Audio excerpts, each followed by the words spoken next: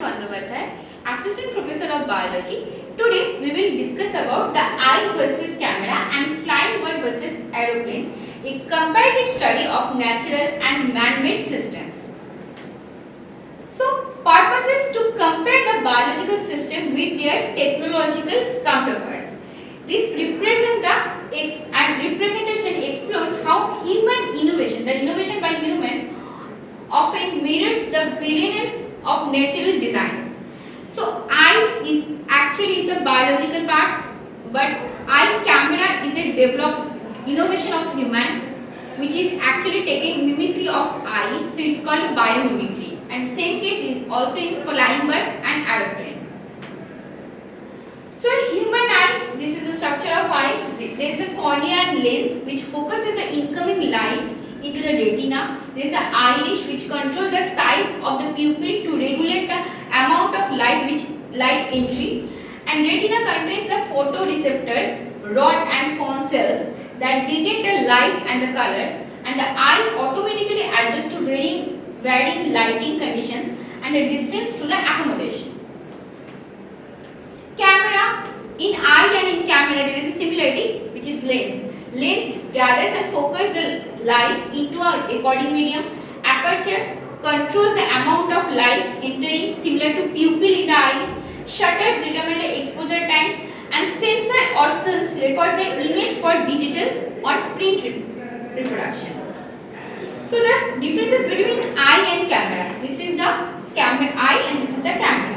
So eye, the distance between retina and lens, which is called the focal length, is always constant, but in camera the focal length between films and lens can be changed because we can zoom in or zoom out. The retina remains an impression of image for 1/6 of a second, but in camera the pictures remain permanently. We have to move to the permanently it is present in the camera. Retina views at a time unlimited number of images, but in camera the photograph has to be changed to get the next image. And the lens and the eyeballs are flexible in eyes, but in camera the bodies are rigid. And in eyes, just because it's a biological part, the rod and cone cells in the retina helps to form image, but in camera using silver nitrate chemicals, the image is formed in the film. So flying bird and aeroplane. Flying bird, it has a hollow bones, reduces the body weight for flight. Wings, which provides a lift to the flapping. Feathers aid in flight, stability, lift and insulation. Tail helps to steer and brake mid-flight. Birds uses muscle coordination and instincts for agility and aviation. Aircraft, it has also fixed wings like birds, which creates a lift when moving throughout the air. Engines, there is a thrust, cockpit and control system enables the steering, altitude control and communication, and the modern aircraft also has GPS, autopilot systems. So bird versus aircraft. The terminologies are these are the terminologies and these are the parts of bird and these are the parts of aircraft. First is the lift, the force that pulls the birds upward due to the pressure differences. In birds it is done by the muscles, and in parts of the aircraft it is done by the propeller airfoils.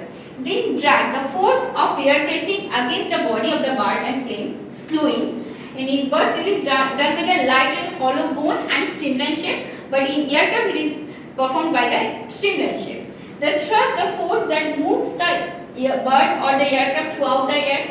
In birds it is done by the flapping of wings, but in parts of the aircraft it is done by movements of aircraft and wings of the engine. And propulsion, the push or drive to move an object forward. And in birds it is done by muscle, and in aircraft it is performed by the engine.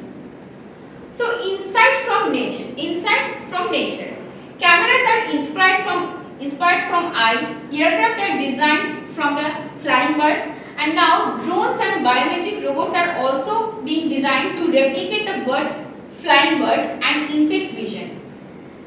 So these are the biomimicries which is actually useful for the human purpose. These are the conclusions. So the studying the natural system leads to better technology design, a process called biomimicry, and as science progression, more innovation will continue to emerge by understanding and understanding the nature.